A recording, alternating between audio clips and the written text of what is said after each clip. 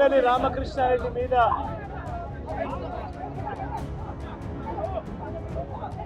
తన మీద ఏకంగా 307 అంటే అటెంప్ట్ టు మర్డర్ లాంటి కేసులు పెట్టి ఏ రకంగా అన్యాయంగా తనను జైల్లో నిర్బంధించడం జరుగుతూ ఉందో కూడా చూస్తూ ఉన్నాం. ఈరోజు రాష్ట్ర వ్యాప్తంగా కూడా ఇదే కార్యక్రమాలు జరుగుతూ ఉన్నాయి. రాష్ట్ర వ్యాప్తంగా కూడా కేవలం తెలుగుదేశం పార్టీకి చంద్రబాబు నాయుడు గారికి ఓటు వేయలేదు అన్న ఒకే ఒక కారణంతో ఏకంగా ఆస్తులను ధ్వంసం చేస్తూ ఉన్నారు, దొంగ కేసులు పెడతా ఉన్నారు. వీళ్ళే కొడతారు, మళ్ళీ వీళ్ళే అటువైపున ఉన్న వారి మీద వాళ్ళు కొట్టారు అని చెప్పి కేసులు పెడతారు. ఇంతటి దారుణంగా ఈరోజు రాష్ట్రంలో పరిపాలన సాగిస్తూ ఉన్నారు. నేను అడుగుతా ఉన్నా, ఇదే గత 5 సంవత్సరాల కాలంలో వైఎస్ఆర్సీపీ పరిపాలనలో ఉండగా, వైఎస్ఆర్సీపీ ప్రభుత్వంలో ఉండగా అప్పుడు జగన్ ఏం చేశాడు? కులం చూడలేదు, మతం చూడలేదు, ప్రాంతం చూడలేదు, చివరికి ఏ పార్టీకి ఓటు వేశారన్నది కూడా చూడకుండా ప్రతి పథకము ప్రతి మనిషి కూడా అర్హత అన్నది మాత్రమే ప్రామాణికంగా తీసుకుని ప్రతి ఇంటికి డోర్ డెలివరీ చేసిన ప్రభుత్వం వైఎస్ఆర్సీపీ ప్రభుత్వందైతే, జగన్మోహన్ రెడ్డి ప్రభుత్వందైతే ఈరోజు కేవలం తెలుగుదేశం పార్టీకి ఓటు వేయలేదని, కేవలం చంద్రబాబు నాయుడు గారికి ఓటు వేయలేదని, కేవలం ఓటు వేయలేదన్న ఒక్క కారణంతో ఆస్తులు ధ్వంసం చేస్తూ ఉన్నారు, మనుషులను కొడతా ఉన్నారు, కొట్టి మరి కేసులు పెడతా ఉన్నారు. ఇంతటి అన్యాయంగా రాష్ట్రాన్ని రావణ కాష్టం చేస్తూ ఉన్నారు. రాజశేఖర రెడ్డి గారి విగ్రహాలను ఎరగొడతా ఉన్నారు, పగలగొడతా ఉన్నారు. ఇవన్నీ ఏదైతే చేస్తూ ఉన్నారో ఇవన్నీ కూడా శిశుపాలుని పాపాల మాదిరిగా ఇవన్నీ కూడా పాపాలు పండుతాయి.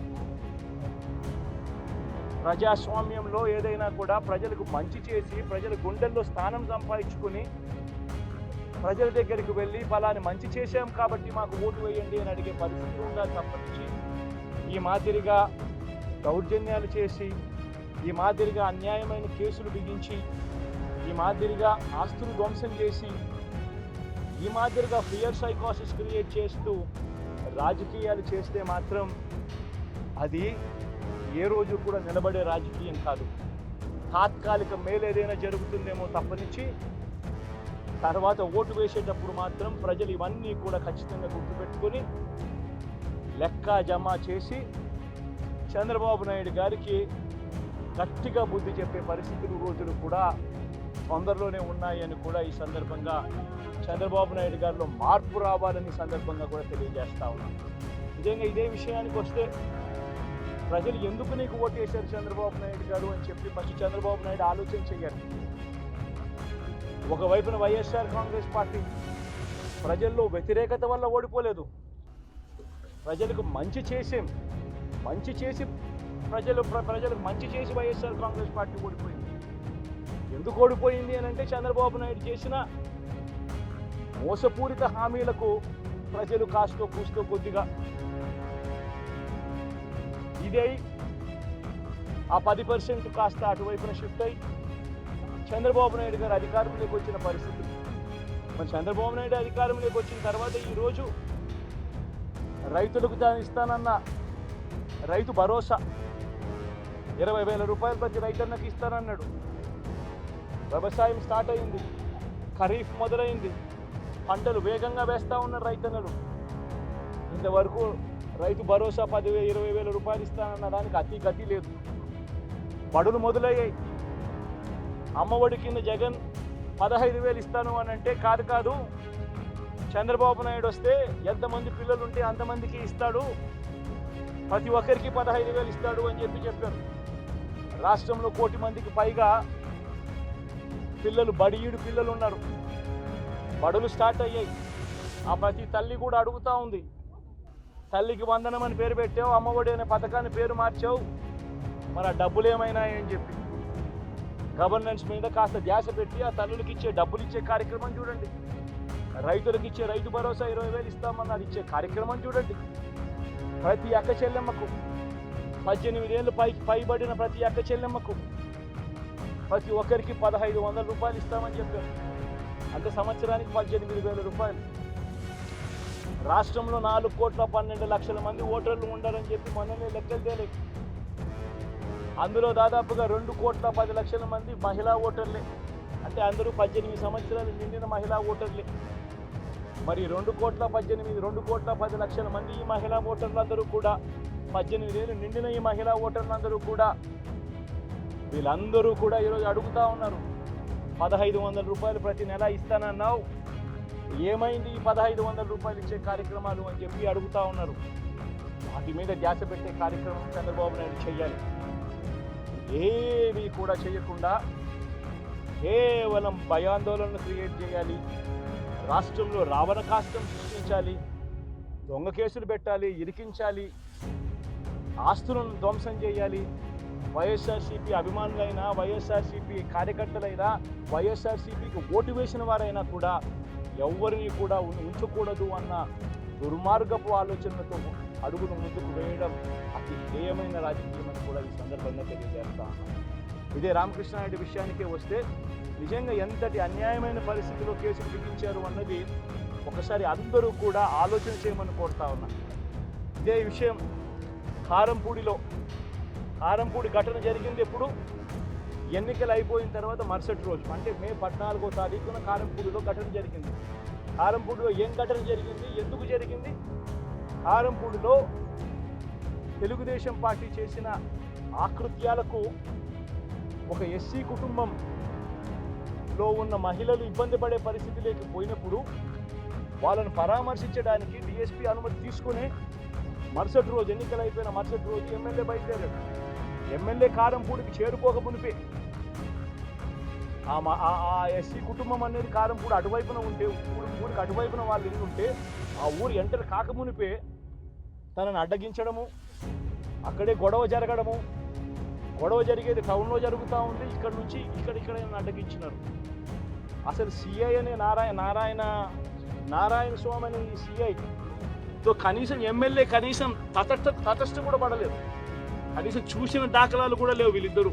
ఆ రోజు ఆయన ఉండేది వేరే లొకేషన్లో, గొడవలో వేరే లొకేషన్, టౌన్ మధ్యలో గొడవ జరుగుతా అంటే ఆయన ఉన్నాడు, టౌన్ మొదట్లో ఈయన ఉన్నాడు. అసలు ఆయన తటస్థపడలేదు. ఆయన మీద ఆ గొడవ జరిగేటప్పుడు రాళ్ళు ఇటువైపు నుంచి అటువైపు నుంచి పడ్డాయి. చిన్న రాయి ఏదో తగిలింటొచ్చేమో బహుశా, కానీ చిన్న రాయి కాబట్టి అసలు ఆయన మరుసటి రోజు అదే రోజు మెడికల్ లీగల్ కేసు కూడా పెట్టలా. అంటే ఎంత చిన్న ఘటన అది, జరిగిందో లేదో కూడా తెలియదు. మే 14న జరిగితే 9 రోజుల తర్వాత, అంటే మే 23వ తారీఖున ఆయనకి ఏదో జరిగిందన్నట్టుగా ఆ సిఐ హత్యాయత్నం కేసు పెట్టడం జరుగుతూ ఉంది రామకృష్ణ. అంటే కనీసం సీన్లో కూడా లేని వ్యక్తి. ఇది అన్యాయం కాదా అని అడుగుతా ఉన్నా. అసలు ఇన్సిడెంటే జరిగిందో లేదో కూడా తెలియదు ఆయనకి. ఇన్సిడెంట్ నిజంగానే జరిగిందంటే మే 14న ఆయన జరిగిందంటే మే 15వ తారీఖునే మెడికల్ లీగల్ కేసు ఎందుకు పెట్టలేదు? 17వ తారీఖున సిట్ చేసింది కేంద్ర ఎన్నికల సంఘం. 17వ తారీఖు నుంచి 20వ తారీఖు వరకు పల్నాడు ఏరియాలో ఆ సిట్ బృందం తిరిగి ఇన్సిడెంట్ జరిగిన ప్రతి అంశం మీద రిపోర్ట్ ఇచ్చింది. ఆ రిపోర్ట్ ఇచ్చిన దాంట్లో, ఆ సిట్ ఇచ్చిన రిపోర్ట్లలో ఎందుకు ఈ అంశం రాలేదు? మరి ఈ రకంగా ఒక మనిషిని హత్యాయత్నం కేసు కింద బిగించడం ధర్మమేనా? ఇంకొక కేసు కూడా తన మీద హత్యాయత్నం కేసు పెట్టాడు. మే 13వ తారీఖున ఎన్నికల సమయంలో పాల్వాయి గేట్ అనే పోలింగ్ కేంద్రం దగ్గర తాను అక్కడికి వెళ్ళినప్పుడు జరిగిన ఘటన మీద అసలు ఎందుకు ఆ ఘటన జరిగింది? ఎవరైనా కొద్దో గొప్ప కనీసం ఆలోచన చేసేవాళ్ళు ఎవరైనా ఆలోచన చేయాలి కదా. అక్కడ ఉన్న ఎస్సీలను, ఆ గ్రామంలో ఉన్న సామాజిక వర్గం వాళ్ళు గ్రామంలో ఉన్న బూతులు లేకపోయి ఓట్లు వేసే పరిస్థితి లేకుండా ఉన్నప్పుడు ఎమ్మెల్యే అక్కడికి ఆ గ్రామానికి వెళ్ళినప్పుడు ఎమ్మెల్యే ఆ పరిస్థితిని చూసి ఎస్పీకి 4 సార్లు 5 సార్లు 10 సార్లు ఫోన్ చేసినా కూడా ఎస్పీ రాని పరిస్థితిలో ఉన్నప్పుడు కనీసం సిఐని ఎస్ఐని కూడా పంపించిన పరిస్థితిలో ఉన్నప్పుడు అటువంటి బూత్లో, సెన్సిటివ్ బూత్లో కేవలం ఒకే ఒక్క హోంగార్డును పెట్టి బూతులు నడుపుతా ఉన్నారు. అటువంటి పరిస్థితుల్లో అన్యాయం జరుగుతూ ఉందని చెప్పడం కోసం, అన్యాయం జరుగుతూ ఉన్న వాళ్ళ పక్షాన్ని నిలబడడం కోసం ఎమ్మెల్యే లోపలికి పోయి ఈవీఎంను పగలగొట్టే కార్యక్రమం జరిగింది. ఎందుకు ఈవీఎంలో నిజంగానే ఎమ్మెల్యేనే రిగ్గింగ్ చేసుకుంటా ఉంటే, ఎమ్మెల్యేకి అక్కడ నిజంగానే ఎమ్మెల్యే పరిస్థితి అంత బాగుండింటే ఎందుకు ఎమ్మెల్యే ఈవీఎం పగలగొడతాడు? అక్కడ పరిస్థితి బాగలేదనే కదా, అన్యాయం చేస్తా ఉన్నారనే కదా. అక్కడికి పోయినప్పుడు అన్యాయం చూశాడు కాబట్టే కదా ఈవీఎం పగలగొట్టాడు. ఆ ఈవీఎం ఏదైతే పగలగొట్టిన కేసు ఏదవుతుందో దానికి బెయిల్ వచ్చింది. ఈరోజు తాను బెయిల్ అక్కడ లోపల ఉన్నది ఈవీఎం పగలగొట్టిన కేసులో కాదు, తను లోపల ఉన్నది ఈవీఎం పగలగొట్టిన కేసులో. అది అన్యాయం జరిగింది అని చెప్పి, అన్యాయం జరుగుతూ ఉన్న పరిస్థితుల్లో ఎమ్మెల్యే అక్కడికి పోయి అడ్డుకునే కార్యక్రమంలో జరిగింది అని చెప్పి కోర్టులు కూడా గుర్తించాయి కాబట్టి తనకు బెయిల్ వచ్చింది. కానీ మళ్ళీ ఆ తర్వాత ఏం జరిగింది? ఆ ఇన్సిడెంట్ జరిగిన 10 రోజుల తర్వాత, ఆ ఇన్సిడెంట్ జరిగిన 10 రోజుల తర్వాత, అంటే మే 23వ తారీఖున ఎమ్మెల్యే అక్కడికి వెళ్ళి హత్యాయత్నం చేశాడట. పదే పోలింగ్ బూతులు హత్యాయత్నం చేసినాడంటే ఎవడన్నా బుద్ధునోడు ఎవడన్నా నమ్మదానికి ఉందయ్యా? ఎవడన్నా ఎమ్మెల్యే అనేవాడు అక్కడికి పోయినప్పుడు వాళ్ళు చేస్తూ ఉన్న రిగ్గింగు, ఎమ్మెల్యే దానికి అడ్డుకునే కార్యక్రమం చేస్తూ ఉంటే ఎమ్మెల్యే అక్కడికి పోయి ఎమ్మెల్యే హత్యాయత్నం చేస్తాడా? చెప్పడానికైనా హద్దు పొద్దు ఉండాలి కదా. 10 రోజుల తర్వాత ఎమ్మెల్యే హత్యాయత్నం చేసేటని చెప్పి కేసు పెడతారు 10 రోజుల తర్వాత. ఇప్పుడు నిజంగానే అటువంటి ఇన్సిడెంట్ జరిగిందంటే సిట్టు 17వ తారీఖు నుంచి, మే 17వ తారీఖు నుంచి 20వ తారీఖు లోపల మధ్యలో ఇచ్చిన రిపోర్ట్లో ఆ సిట్లో అది చెప్పాలి కదా, ఇది జరిగింది, ఎమ్మెల్యే అనే వ్యక్తి హత్యాయత్నం చేసే కార్యక్రమం చేశాడు అని చెప్పి రావాలి కదా. మరి ఎందుకు సిట్ రిపోర్ట్లో రాలేదు? ఈ రకంగా ఒక మనిషిని కేవలం 4 సార్లు ఎమ్మెల్యే, తాను 2000 కన్సిస్టెంట్గా 4 సార్లు ఎమ్మెల్యే గెలిచాడు. 2009లో గెలిచాడు, 2011లో గెలిచాడు, 2014లో గెలిచాడు, 2019లో గెలిచాడు. ఒక మనిషి కన్సిస్టెంట్గా 4 సార్లు ఎమ్మెల్యేగా గెలుస్తూ వస్తున్నాడు అని అంటే ఆ మనిషి మంచోడు కాబట్టి గెలుస్తూ వచ్చాడు, ఆ మనిషి మంచోడు కాబట్టి ప్రజలు ఆశీర్వదిస్తూ వచ్చాడు. అటువంటి వ్యక్తిని తీసుకొని వచ్చి తప్పుడు కేసులలో ఈ మాదిరిగా బిగించడం ఎంత మటుకు ధర్మం? ఈరోజు ఒక్క రామకృష్ణారెడ్డి ఒక పరిస్థితే కాదు, రాష్ట్ర వ్యాప్తంగా ప్రతి గ్రామంలోనూ కూడా ఇదే కార్యక్రమాలు జరుగుతూ ఉన్నాయి.